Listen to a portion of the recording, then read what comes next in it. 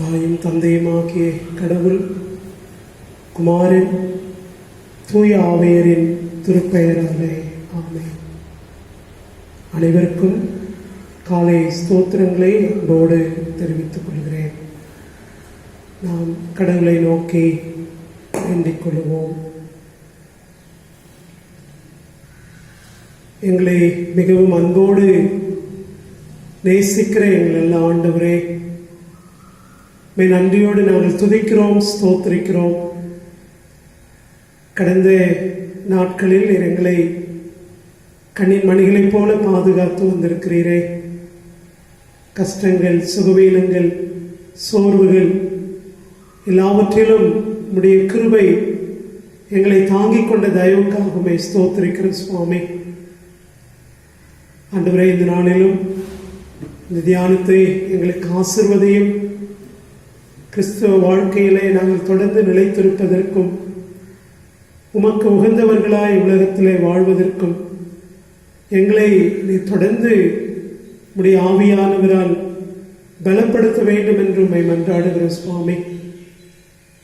இந்த தியானத்தின் தொடக்கம் முதல் முடிகின்ற வரையிலும் ஆண்டவரே, நீர் எங்களை வழிநடத்திட வேண்டும் என்று இயேசுவின் வழியை கேட்டுக்கொள்கிறோம் எங்கள் அன்பின் கடவுளே, ஆமென். திருப்பாடல்களிலே ஒரு பழைய பாடலை நாம் சேர்ந்து பாடலாம். இஸ்ரவேலே, என் ஜனமே, இடறிட வேண்டாம், யெகோவா உன் தெய்வமானால் ஏதும் பயம் வேண்டாம்.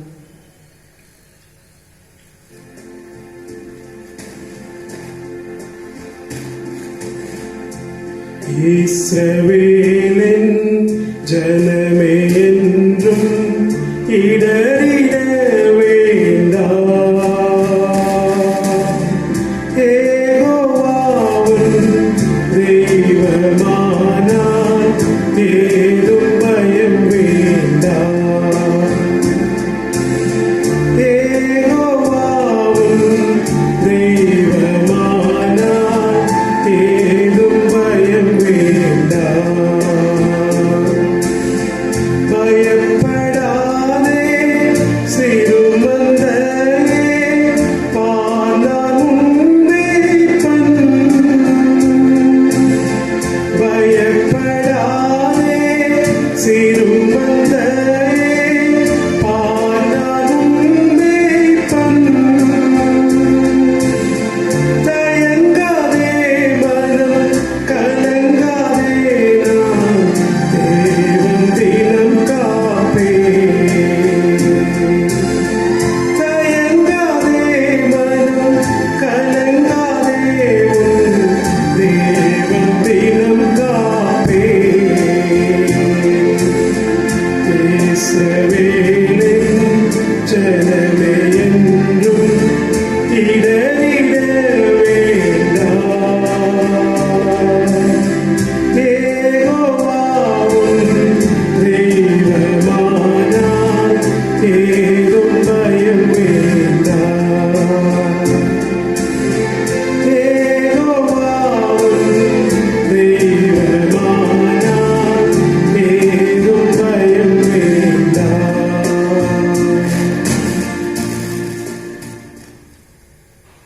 இந்த நாளுக்கான திருமறை பகுதிகள் யாத்திராகமம் 14ஆம் அதிகாரம் வசனங்கள் 10 முதல் 20 முடிய, சங்கீதம் 116, அப்போஸ்தலர் நடவடிக்கைகள் 16ஆம் அதிகாரம் 19 முதல் 34 முடிய, யோவான் நற்செய்தி நூல் 14ஆம் அதிகாரம் 1 முதல் 7 முடிய.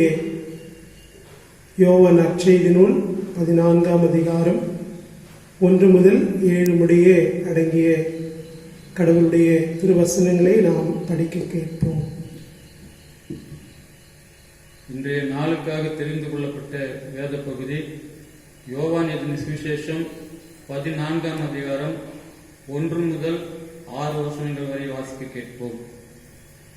உங்கள் இருதயம் கலங்காதிருப்பதாக, தேவனிடத்தில் விசுவாசமாயிருங்கள், என்னிடத்திலும் விசுவாசமாயிருங்கள். என் பிதாவின் வீட்டில் அநேக வாசஸ்தலங்கள் உண்டு. அப்படி இல்லாதிருந்தால் நான் உங்களுக்கு சொல்லியிருப்பேன். ஒரு ஸ்தலத்தை உங்களுக்காக ஆயத்தம் பண்ண போகிறேன். நான் போய் உங்களுக்காக ஸ்தலத்தை ஆயத்தம் பண்ணின பின்பு நான் இருக்கிற இடத்திலே நீங்களும் இருக்கும்படி நான் மறுபடியும் வந்து உங்களை என்னிடத்தில் சேர்த்துக் கொள்வேன். நான் போகிற இடத்தை அறிந்திருக்கிறீர்கள், வழியையும் அறிந்திருக்கிறீர்கள் என்றார். தோமா அவரை நோக்கி, ஆண்டவரே, நீ போகிற இடத்தை அறியோமே, வழியை நாங்கள் எப்படி அறிவோம் என்றார். அதற்கு இயேசு, நானே வழியும் சத்தியமும் ஜீவனுமாயிருக்கிறேன். என்னாலே அல்லாமல் ஒருவனும் பிதாவினிடத்தில் வரான். வாசிக்க வேண்டிய வேத பகுதி வாசித்து நிறைவேற்று.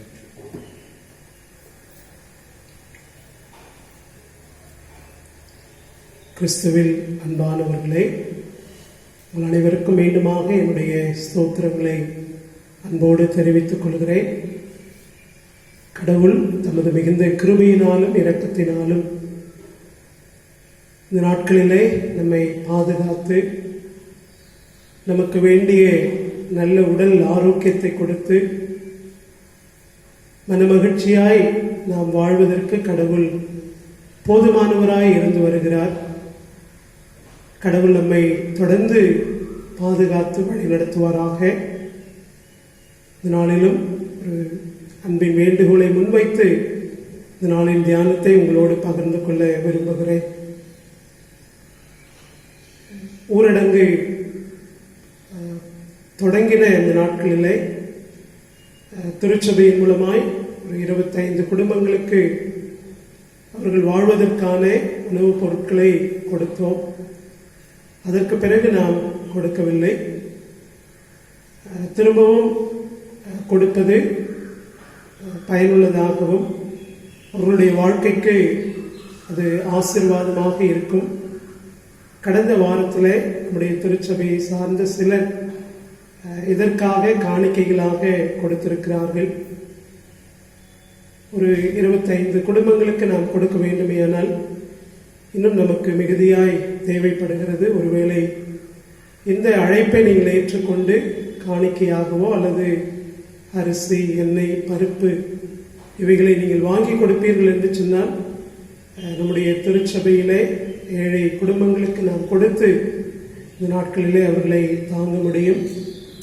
எனவே நீங்கள் உற்சாகமாய் உதாரத்துவமாய் கொடுத்து இந்த பணிகளை நீங்கள் தாங்க உங்களை அன்போடு கேட்டுக்கொள்கின்றேன். இந்த நாளிலே நம்முடைய தியானத்திற்காக திருச்சபை கொடுத்திருக்கிற தலைப்பு கிறிஸ்துவை பற்றுவதே வழி. Believing in Christ the way. கிறிஸ்துவில் நம்பிக்கை கொள்வதே வழியாக அமையும்.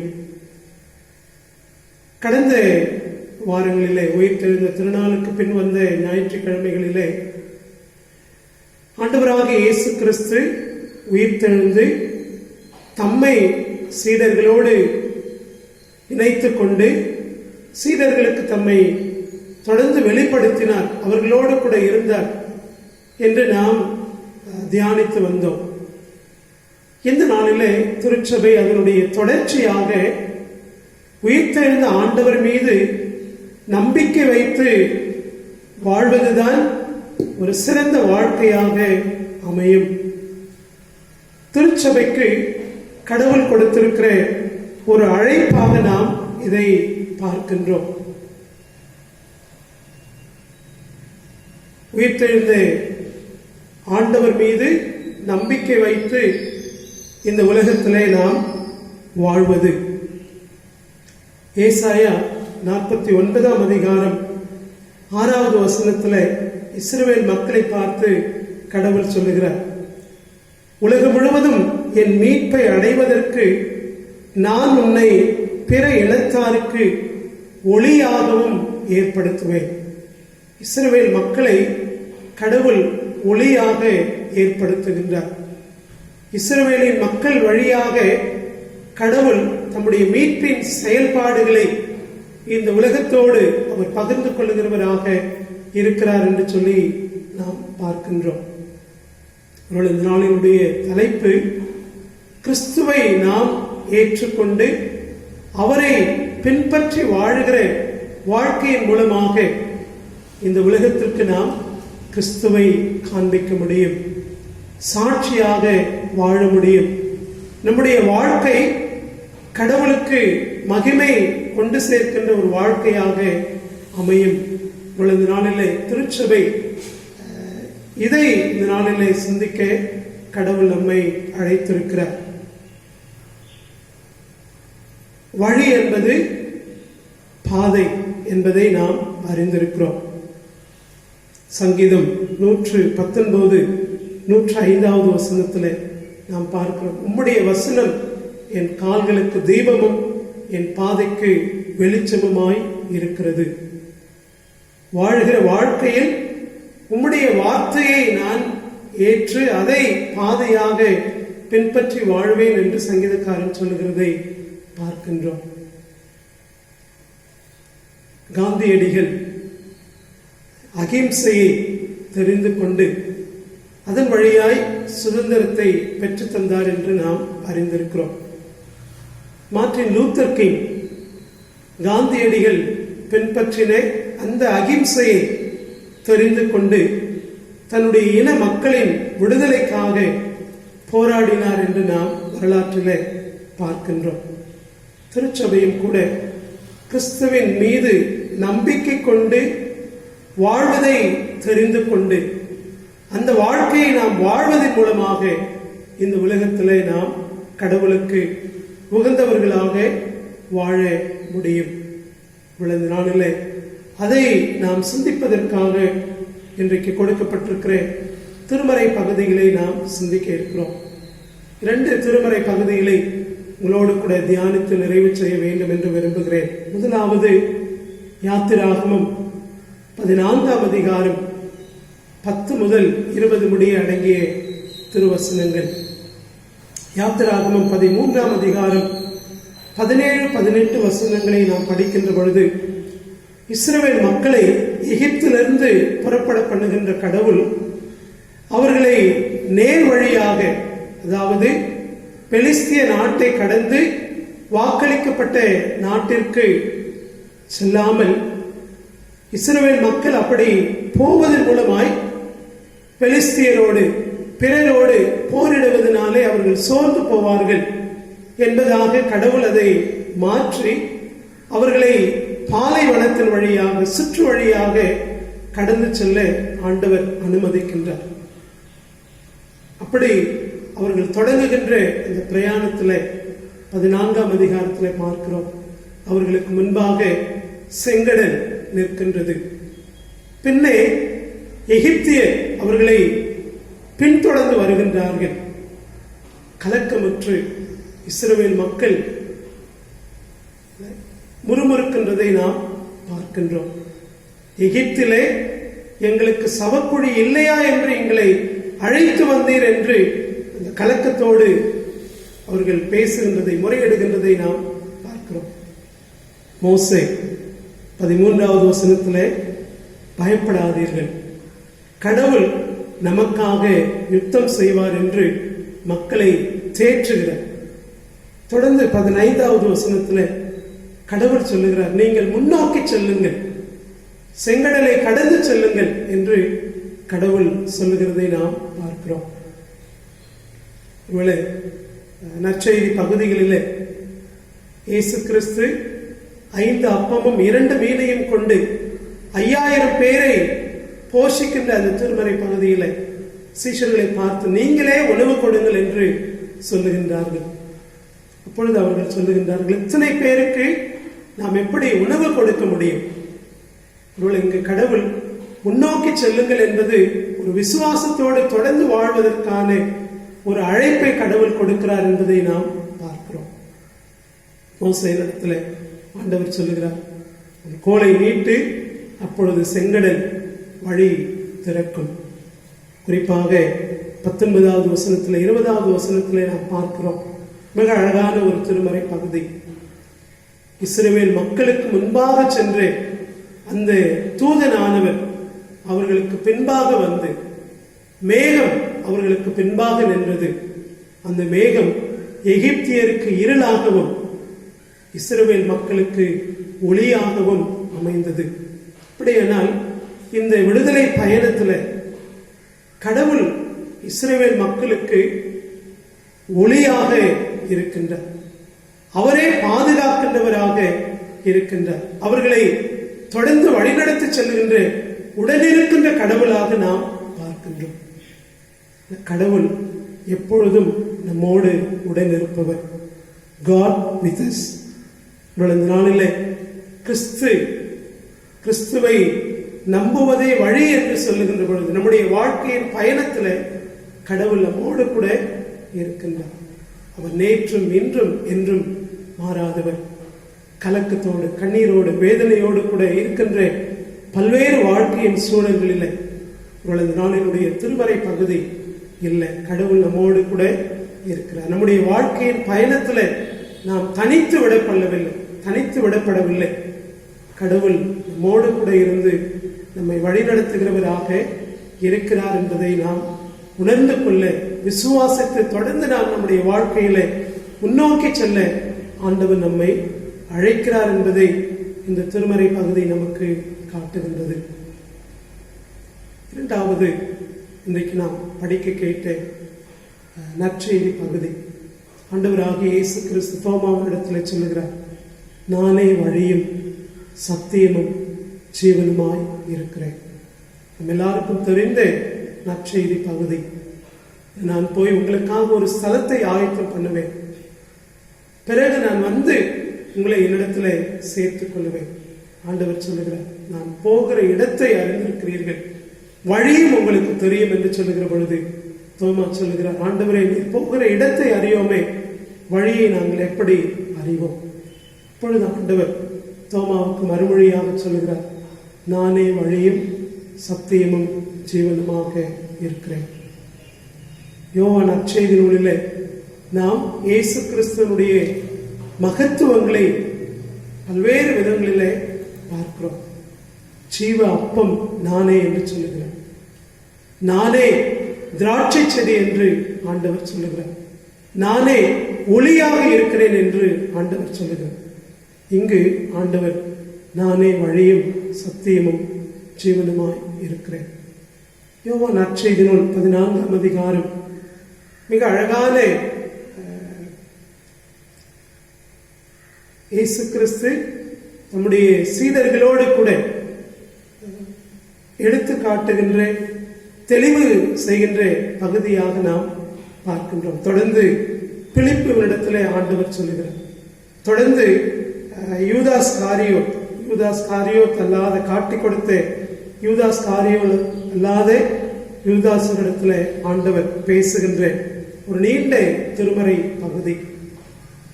யோவான் 14ஆம் அதிகாரத்திலிருந்து 17ஆவது அதிகாரம் வரைக்கும் வருகின்ற பகுதியை ஆண்டவர் இயேசு கிறிஸ்து தான் பிரிந்து செல்லுகின்ற சூழலில் பிரிவு உபச்சார போதனையாக குறிப்பிடுகின்றார்கள். ஆண்டவரோடு நெருங்கி உடனிருக்கின்ற பொழுது ஆண்டவர் நம்மை வெளிப்படுத்துகிறதை நாம் பார்க்கிறோம். நானே வழியும் சத்தியமும் ஜீவனுமாய் இருக்கிறேன். கிறிஸ்துவின் அன்பானவர்களே, நாம் ஆண்டவரை ஏற்றுக்கொண்டிருக்கிறோம். அவரை நம் ஆண்டவராக ஏற்றுக்கொண்டு வாழ்கிறோம். அந்த வாழ்க்கையிலே நாம் தொடர்ந்து நிலைத்திருப்பதற்கு இந்த நாளிலே ஆண்டவர் நம்மை அழைத்திருக்கிறார். இந்த உலகத்தில் அநேக வழிகள் உண்டு. அநேக வழிகள் நமக்கு ஆடம்பரங்களாக, கவர்ச்சிகரமாக தோணலாம். ஆனால் அந்த வழிகளை எல்லாம் நாம் விலக்கி ஆண்டவரோடு கூட நெருங்கி இருந்து ஆண்டவரை நாம் பின்பற்றி வாழுகிற பொழுது, எப்படி இஸ்ரவேல் மக்களை கடவுள் ஒளியாக ஏற்படுத்துவேன் என்று சொன்னாரோ, அதை போல இந்த உலகத்திற்கு கடவுளின் அன்பையும் இரக்கத்தையும் பகிர்ந்து கொள்ளுகிற ஒரு நல்ல வாழ்க்கையை நாம் வாழ முடியும். நானே வழியும் சத்தியமும் ஜீவனுமாக இருக்கிறேன் என்று சொன்ன ஆண்டவரை நாம் பின்பற்றி வாழ அழைக்கப்பட்டிருக்கிறோம். அந்த வழியிலே நாம் உறுதியாக இருக்க நாம் அழைக்கப்பட்டிருக்கிறோம். கவர்ச்சிகரமான வழிகளை நாம் நம்முடைய வாழ்க்கையில விலக்கி தள்ளி ஆண்டவர் பேரிலே நாம் உறுதியாக இருந்து அவரை நாம் பின்பற்றி வாழுகிற பொழுது நாம் கடவுளுக்கு சாட்சியாக வாழ முடியும். அந்த வாழ்க்கையை நாம் தெரிந்து கொண்டு வாழ்வதற்கு கடவுள் எல்லா கிருபைகளையும் ஆற்றலையும் நமக்கு தந்து நம்மை வழி நடத்துவாராக. ஆமென். ஜெபம் செய்வோம்.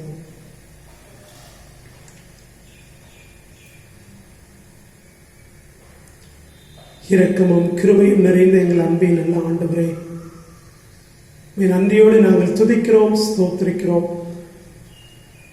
உம்முடைய உயிர்த்தெழுந்த திருநாளை நினைவு கூர்ந்து தொடர்ந்து ஒவ்வொரு வாரமும் உடைய சீடர்களோடு நீர் உம்மை எப்படி வெளிப்படுத்தினீர் என்பதை தியானித்த நாங்கள் அதன் தொடர்ச்சியாக உம்மை எங்கள் ஆண்டவராக ஏற்று வாழ்வதிலே ஆண்டவரே நீர் எங்களுக்கு இந்த நாளிலே கொடுத்திருக்கிற அழைப்பிற்காக உம்மை ஸ்தோத்திரிக்கிறோம்.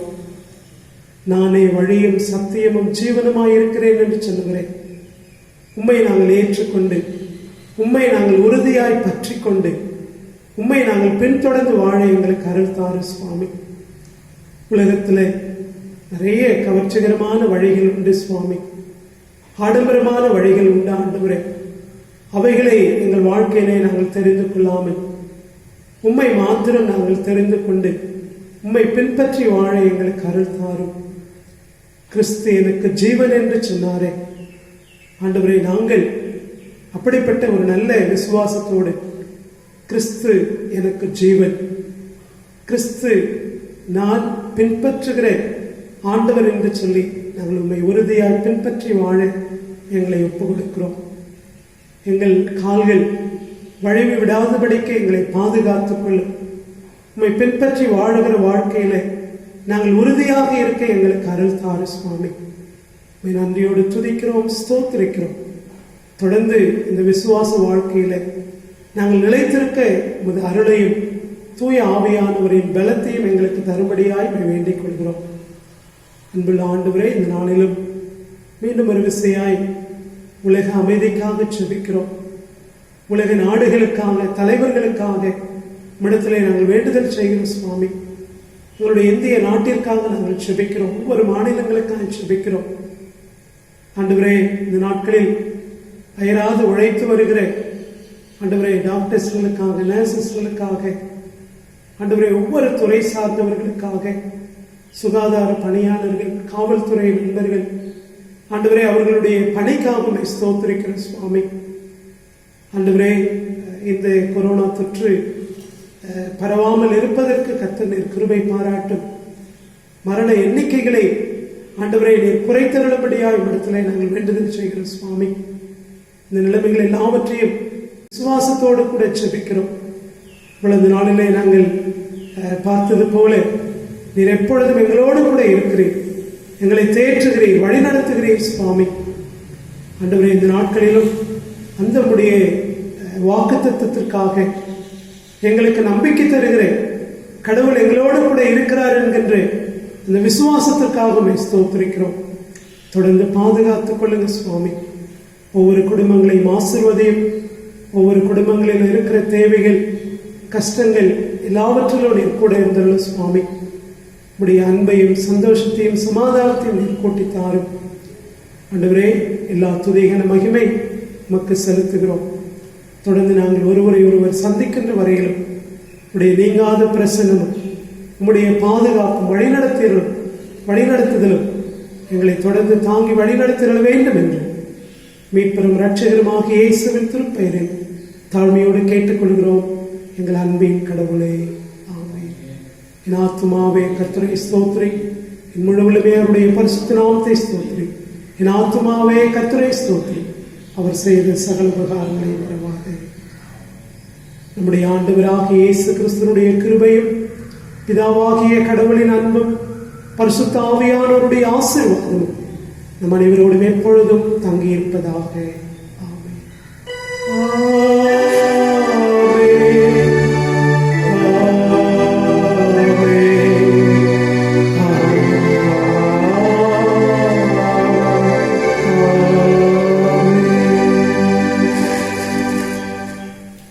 அனைவருக்கும் ஸ்தோத்திரம்.